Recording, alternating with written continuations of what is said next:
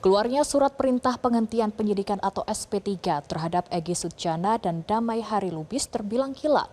Di sisi lain, kuasa hukum Roy Suryo CS menganggap perkara Egy Sujana tidak bisa diselesaikan melalui mekanisme restoratif justice, sehingga mereka mempermasalahkan keluarnya SP3.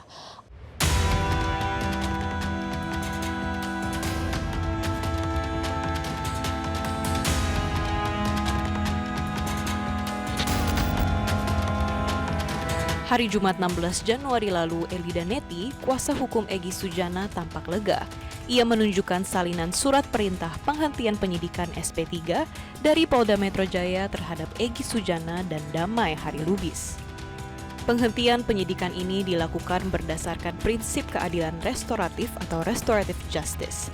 Hal ini dimungkinkan karena adanya kesepakatan damai antara Egy Sujana dan Damai Lubis yang telah menemui Joko Widodo di Solo pada awal Januari 2026 untuk menjalin komunikasi. Penerbitan SP3 ini menghentikan proses hukum terhadap keduanya yang sebelumnya berstatus sebagai tersangka dalam kasus dugaan fitnah, pencemaran nama baik, dan penghasutan terkait tuduhan ijazah palsu Presiden ke-7 RI Joko Widodo. Elida Neti, kuasa hukum Egy Sujana, mengaku mengajukan restoratif justice pada 12 Januari dan SP3 terbit pada Kamis 15 Januari.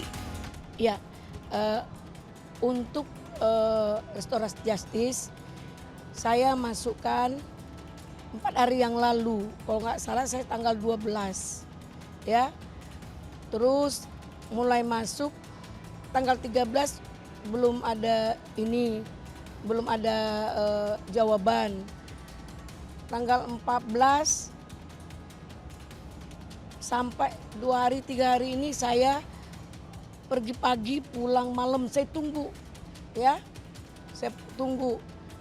Nah, bahkan mungkin terbitnya hari Kamis. Namun, menurut Polda Metro Jaya, restoratif justice diajukan pihak Jokowi dan Egy Sujana pada 14 Januari dan pada hari itu juga dilakukan gelar perkara khusus. Sehari kemudian, pada 15 Januari dikeluarkan surat perintah penghentian penyidikan atau SP3. Pada tanggal 14 Januari, pihak prinsipal dari tersangka maupun pihak korban dan pelapor mengajukan surat permohonan untuk dilakukan restoratif justice kepada penyidik Polda Metro Jaya, sehingga dilakukan gelar perkara. Pada saat hari itu dihadiri oleh penyidik, wasidik, ada dari Bitpropam, dari Wasda, dan dari Bitkum Polda Metro Jaya. Atas permohonan tersebut, sehingga pada tanggal 15 Januari dikeluarkan penetapan untuk keadilan restoratif. Kami sampaikan kepada teman-teman sekalian terhadap 2 tersangka yang di klaster 1 yang sudah mendapat RJ, ini juga haknya sebagai status tersangka juga sudah dicabut. Kami ulangi, status tersangka juga sudah dicabut, serta pencekalan cegah dan pangkal juga dilakukan pencabutan, sehingga kondisinya sudah kembali kepada kondisi sebelum adanya laporan dan perkara. Pada 14 Januari di hari yang sama dilakukan gelar perkara khusus di Polda Metro Jaya. Presiden ke-7 Republik Indonesia Joko Widodo memberikan pernyataan dan berharap ada restoratif justice pada 2 tersangka tersebut. Joko Widodo berharap Polda Metro Jaya untuk menjadikan pertemuannya dengan Egy Sujana dan Damai Hari Lubis sebagai pertimbangan restoratif justice. Dari pertemuan silaturahmi itu, semoga bisa dijadikan pertimbangan bagi Polda Metro Jaya dan bagi penyidik untuk kemungkinan restoratif justice. Karena itu adalah kewenangan dari penyidik dan Polda Metro Jaya. Karena menurut saya niat baik silaturahmi itu harus saya hormati dan saya hargai. Surat perintah penghentian penyidikan SP3 hasil dari restoratif justice sudah terbit. Namun, kuasa hukum Roy Suryo CS mempermasalahkan SP3 tersebut. Menurutnya, SP3 tidak sah karena kasus dengan tersangka Egy Sujana dan Damai Hari Lubis menurut aturan tidak bisa diselesaikan dengan mekanisme restoratif justice. Lazim dan biasa apabila mekanisme untuk mengeluarkan SP3 berdasarkan restoratif justice itu memenuhi prosedur, baik secara prosedur formil maupun substansi tentang apa yang didamaikan dalam konteks terjadinya restoratif justice. Namun problemnya ini kan tidak terjadi pada kasus restoratif justice Egy Sujana dan Damai Hari Lubis.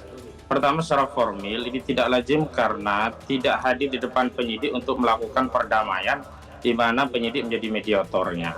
Bahkan kami menerima kabar ada 2 penyidik polisi aktif yang ikut hadir dalam pertemuan di Solo, dan justru ini meneguhkan asumsi menjadi sebuah keyakinan bahwa kinerja Polda Metro Jaya dalam perkara ini tidak tunduk, taat, dan patuh pada peraturan perundang-undangan yang berlaku, akan tetapi mengikuti arahan Solo, dalam hal ini arahan dari Joko Widodo selaku pihak pelapor.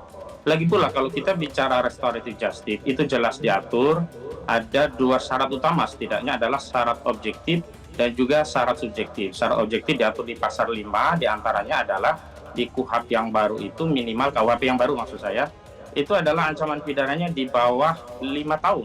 Tetapi kita tahu di dalam konteks Egy Sujana dan Damai Hari Lubis itu ada 2 pasal yang ancamannya di atas 5 tahun, yakni pasal 28 ayat 2 Undang-Undang ITE ini 6 tahun, dan 160 KUHP ini ancamannya juga di atas 5 tahun. Artinya secara objektif ini tidak bisa untuk dijadikan restoratif justice. Sementara itu, ex-tersangka kasus ijazah mantan Presiden Jokowi Egy Sujana bicara soal penerbitan surat perintah penghentian penyidikan atau SP3 oleh Polda Metro Jaya. Sesaat sebelum berangkat ke luar negeri, Egy Sujana menyatakan masalah hukumnya telah selesai.